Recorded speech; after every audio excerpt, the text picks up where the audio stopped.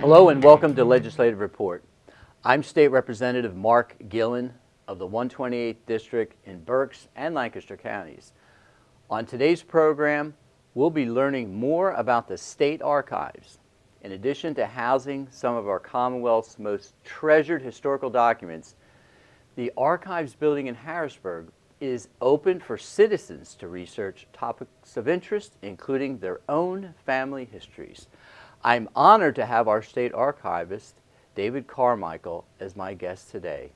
He's here to highlight the collection of the state archives and to help us understand its value to all Pennsylvanians.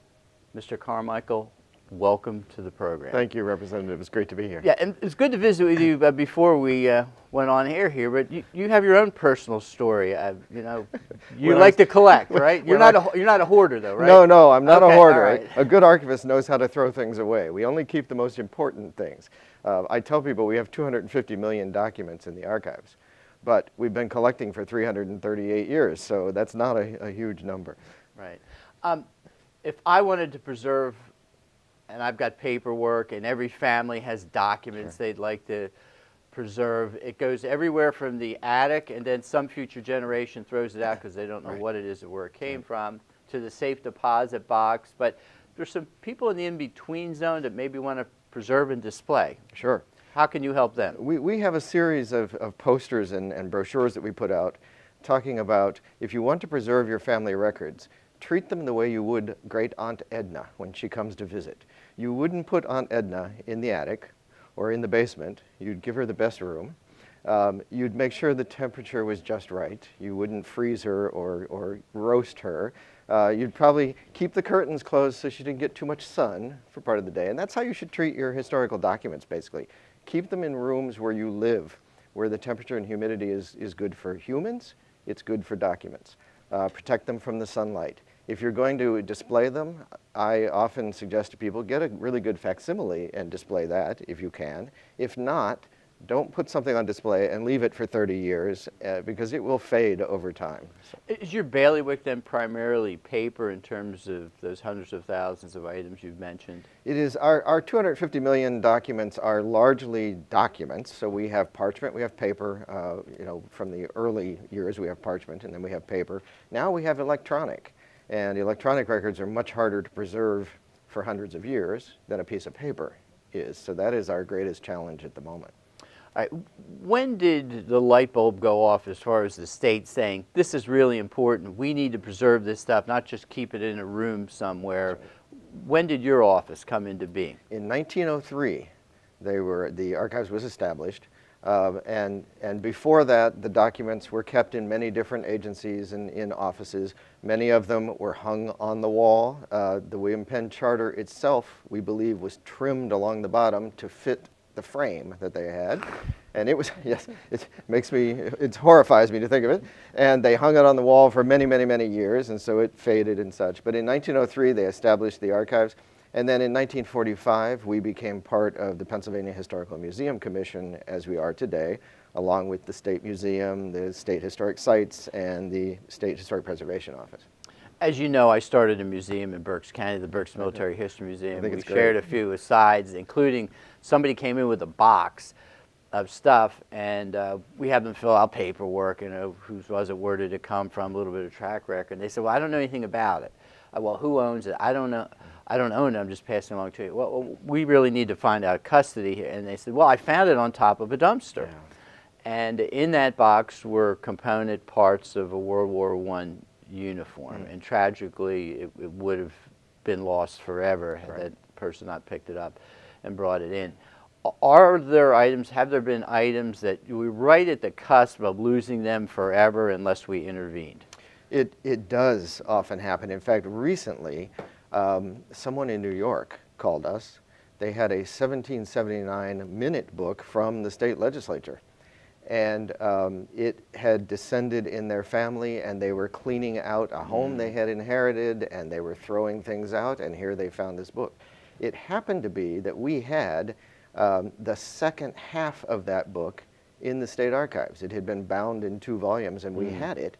And we don't know when it left state custody. It could have been 150 years ago. But we were so grateful that they called us and told us about it. They returned it to us, and I sent somebody up there to get it, and so it was joined back together. But that happens. People clean out attics and things, and they just throw things out. You're getting full. You're working on a new facility. Tell us about it. We are. We are full. The building's over 50 years old now, and it's a wonderful building. It was purpose-built as an archives, but I usually say that it was state-of-the-art when the IBM Selectric was state-of-the-art. And if I say that to a young audience, I get blank looks because they don't know what the IBM Selectric was. But we don't use typewriters anymore, and the building has become worn. It is old. So we are building a new building here in Harrisburg, and in fact, the final construction drawings were just turned in this week, so we are reviewing those at the moment. And it will be state-of-the-art. I hope it'll last another 50, 60 years.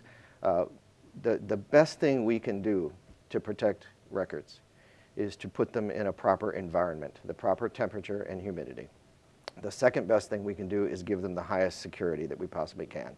And when you use records in the State Archives, they are open to the public to come and use them. But if you're using original records, you sit at tables that are being filmed continuously, we watch what's going on, and we make sure people do not walk out with any of our very precious documents. So folks can come in, they can look at the precious documents you referred to, but they are monitored. Is there somewhere where you draw a line and say, well, that one's not going out for public perusal? Absolutely. The charter is a good example. We display the William Penn's charter one time a year because it is so fragile that we only bring it out of the vault one time a year. But we have 250 million documents, but about 19 million of them have been scanned and are available online. And once we get in the new building, we expect that number to grow tremendously because we're going to focus our resources there. So people can look online to do the research. And for many of our earliest, rarest documents, we ask people to use the image rather than the original. And so that helps protect them. A tough question. What's the profile of the average person, the straw man out there who's going to go online, going to peruse these records? Sure. What does this person look like? Why are they doing this? Our biggest usage comes from genealogists who are doing family history research. And we serve in our building, we might serve 3,000 people in a year. Online, last year, we served over 6 million people. And a great number of those were genealogists. Now, we also serve a very significant portion of people who are attorneys, land surveyors, state agency officials, who are looking, for instance, for prior decisions. Why did we make this decision, or what did we decide years ago when this happened before? When bridges have problems and things, we have those records often, and they'll come and look at those records. And so we have sort of two components, the genealogists and then the researchers who are trying to make good decisions and trying to research the history of something generally in the government. Are these services free? They are.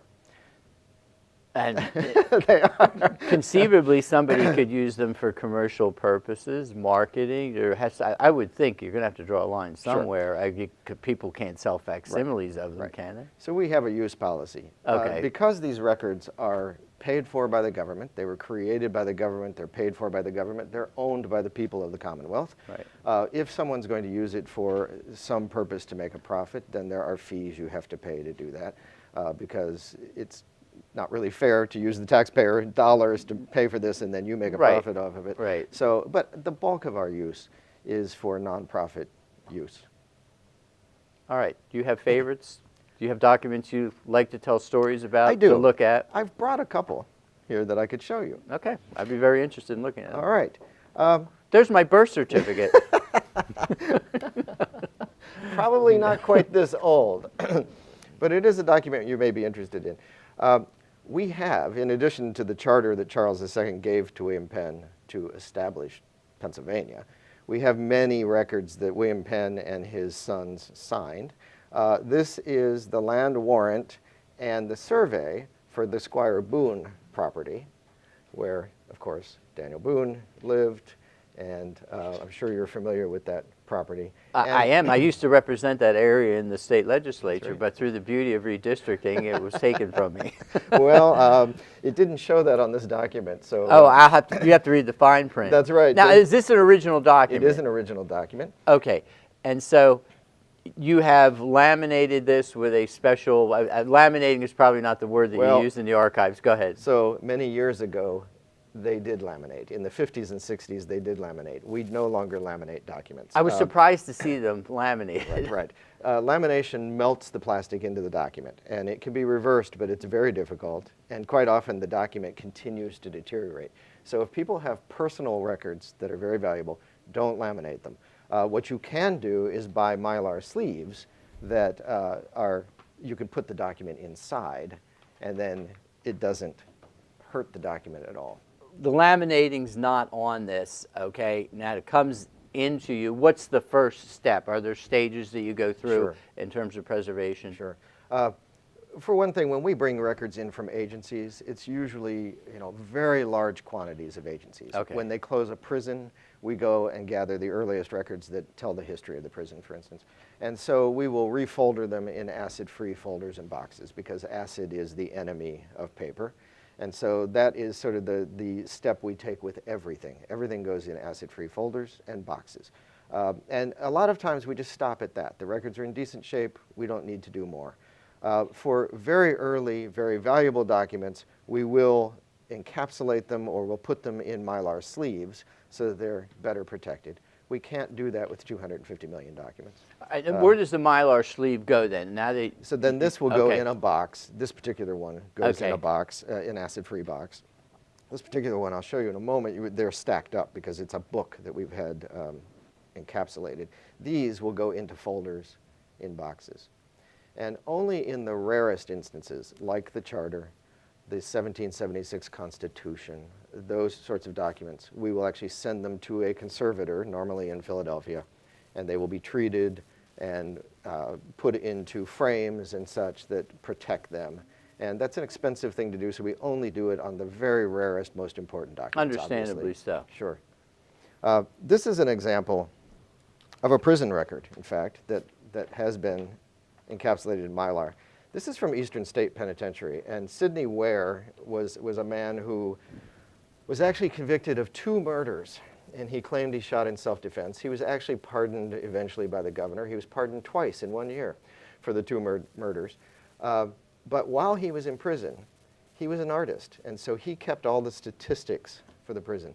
And every page he worked on, he would decorate with these images. So here he's listing on this page the statistics about what caused the crimes, what caused the criminal behavior, and it would have alcohol and loose women and things like that would cause the crimes. And so he illustrated it at the top here with, this is presumably a loose woman, with alcohol, and there are cigarettes and drugs down here, and this is how he was illustrating what he was doing here.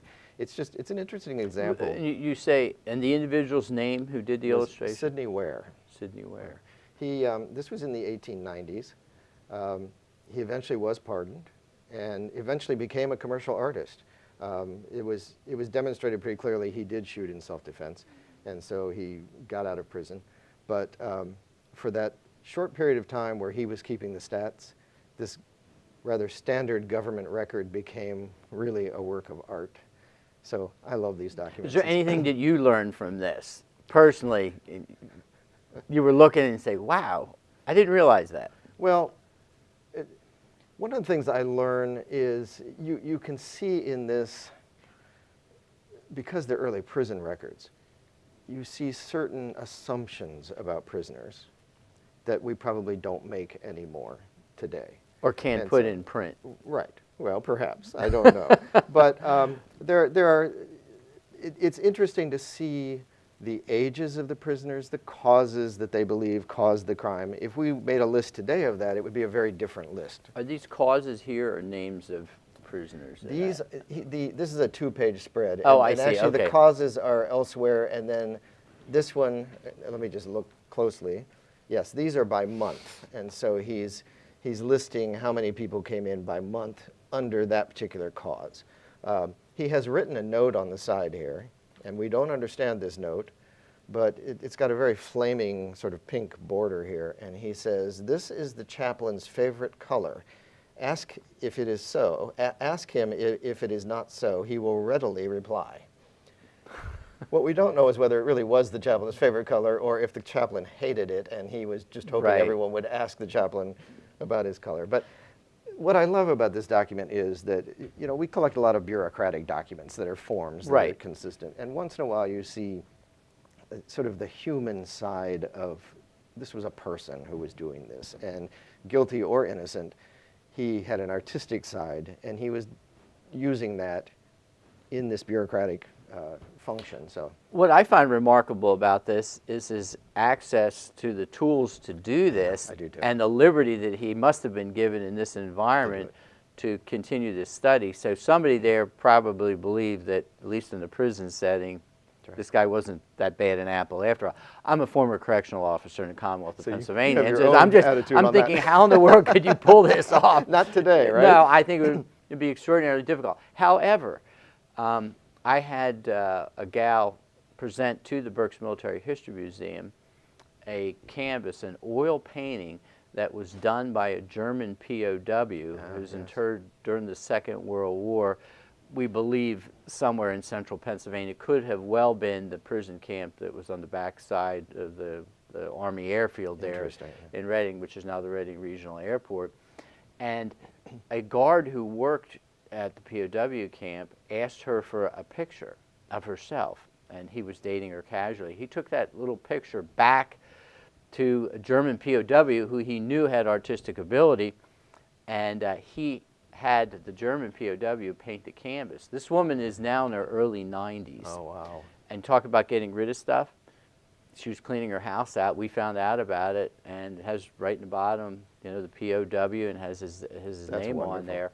And so we're in the midst. Do you get involved in preserving small oil canvases? The State Museum could probably give you advice. Okay, on that, I not the State Archives. I definitely, I'm definitely looking for advice. Now, the backside of this, did you want to explain that a little bit too? Again, Or it is would have that been a two-page. amplification. Okay. Yeah, there would have been a two-page spread, and he would have perhaps decorated the other side. The interesting thing about this is, I believe when he went into prison, he was a miner, you know, digging coal or something. And after he left prison, he did become a commercial artist. And so what he clearly learned in prison or practiced in prison did benefit him, and I think perhaps benefit society later I on. might be able to handle this because this is the inmate's artistry here that we're looking at. And it looks to me to be an extraordinary gift It is. that he had. I wonder, is anything else of what he did, even commercially, after his prison days? Is that something you've laid hands or eyes on? I have not seen his commercial work after his prison days. He decorated a lot of these pages, and so we have, you know, a couple dozen probably that he decorated. But there's one, in fact, that comes to mind where he was listing all the nationalities of the prisoners, and he drew the flag of every nation at the top, just in a large panorama of them, and it was just gorgeous. So he was clearly talented. An incredible standalone work. It is. Really? It is. Well, that's beautiful. You've been at this how long? I'm not going to ask you how long you plan on doing it. Now we're getting into my age. Yeah, right. I have been an archivist for 35 years. With the state? Not with this state. Okay. I was the State Archivist of Georgia for about 12 years before I came to Pennsylvania. I grew up in Ohio, so I came back to the north after being in Georgia. But I began in Westchester County in New York. I started the archives there and was there 17 years. I now call it the other Westchester, now that I live here. Sure, Westchester, PA. So, and it was a great experience to begin in archives there. But I love Pennsylvania because the history of Pennsylvania is the history of the United States. And so anything we touch in the archives really tells the story of the entire nation, not just of one state. So it is just a wonderful collection to be directing and to have stewardship of, to pass on to my successor one day. And it really does belong to the people of the state. It doesn't belong to us, or to me. And so I always encourage people to come to the archives and see, or get on our website and see what we have there. So just between us, our history is more interesting than Georgia. Is that what you're saying? How widely will this be distributed? You don't have a southern accent, so I don't think do it's going to not. hurt you too No. deeply. I found it very interesting. The history of Georgia, of course, was very interesting. And as a Yankee, there was some hate mail involved in that. But coming to Pennsylvania was like coming home because it is very similar to where I grew up. And my wife and I have just fallen completely in love with Pennsylvania. And my grandmother grew up in Bellefonte, and all of my ancestors are from that area. So it really is a family lineage here in Pennsylvania. You were recruited, you applied for a job. How exactly did you land on our doorstep? Well, I was casting about for another job. And David Howery, who was my predecessor here, was a good friend, and he told me that he was going to be retiring. And so, and then there was a little recruitment going on because when I was in Georgia, I built a new State Archives building in Georgia. Okay. And so that obviously had some appeal for the people here because we're building a new building. I don't recommend doing it twice in one lifetime. I had dark hair when I started that whole process, but anyway, it's been exciting, and I love the people I work with, and there's just a great commitment to build a great building to really take care of these records. So. We're contemplating expanding the Berks Military History Museum. I always like to glean the best and the worst. What should we not do and what must we do? What did you have to do based on your experience in Georgia? You say, this we can't get wrong. Right. All right? And these are the kind of people that we want doing this job. It doesn't sound like you're going to pick up the phone after looking in the yellow pages and call a contractor. Take us through that process. It is highly specialized, and the thing that you really have to get right in an archives or a museum is the environment. And so you need very tight envelope. The building has to be very waterproof and very tight against the elements. And inside the building, in the storage areas in particular, you must have very tight environmental controls, temperature and humidity controls. And so in order to do that, we have to find some highly specialized engineers who understand that this is what you need to do.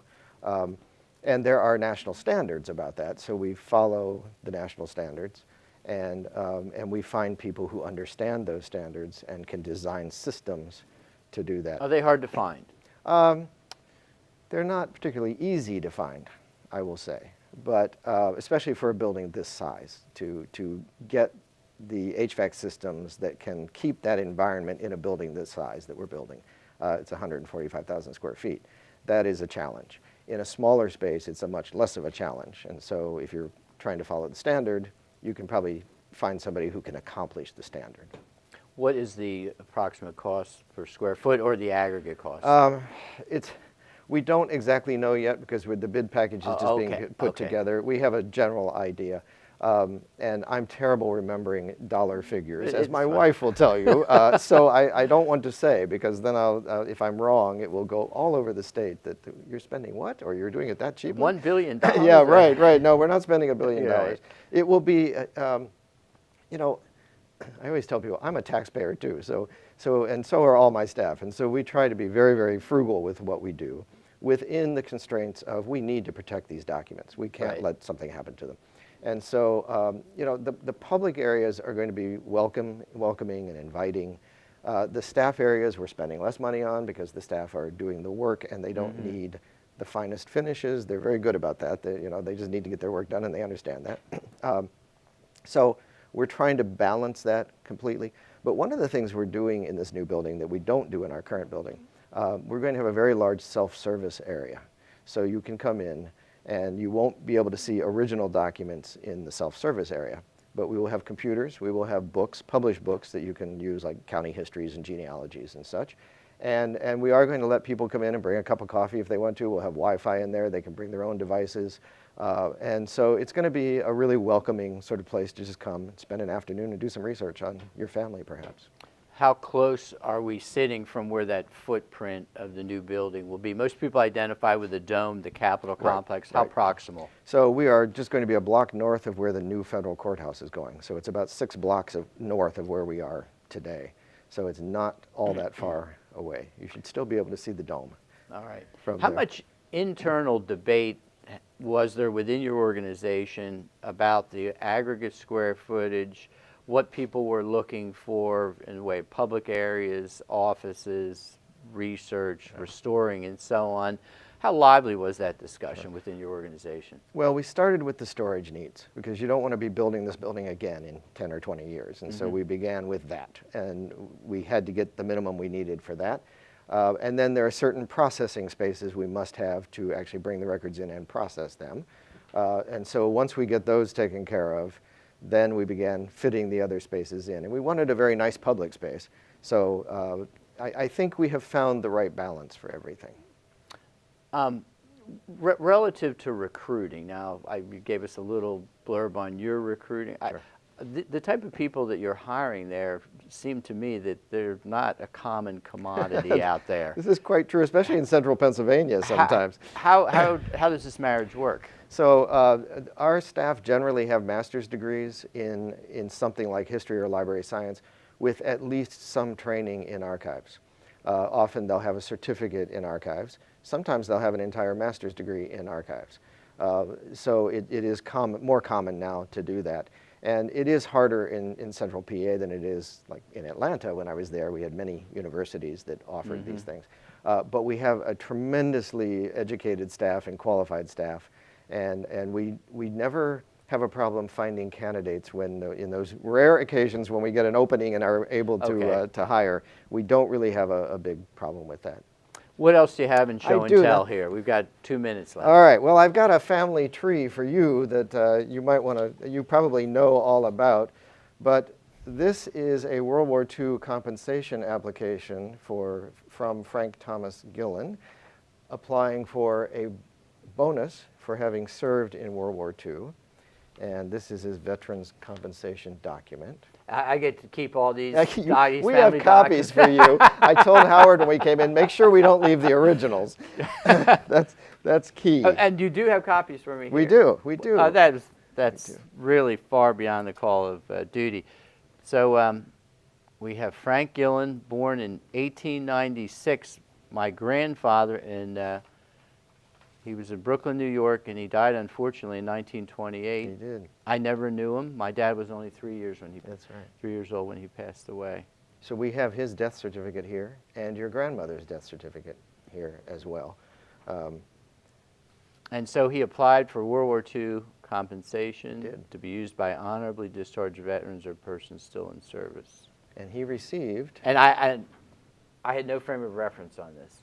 $415 he received as a bonus. When he discharged. Yes, this is, after he discharged, he could apply. And in fact, sometimes it was years later. I don't know exactly when this was applied. But you were not living because you're not listed here. I think, do you have a sister who might have been? Pat, 7 years older than I. I think there's one child listed. 1949. And then this is the Commonwealth of Pennsylvania World War II Veterans Compensation Bureau, Harrisburg, PA.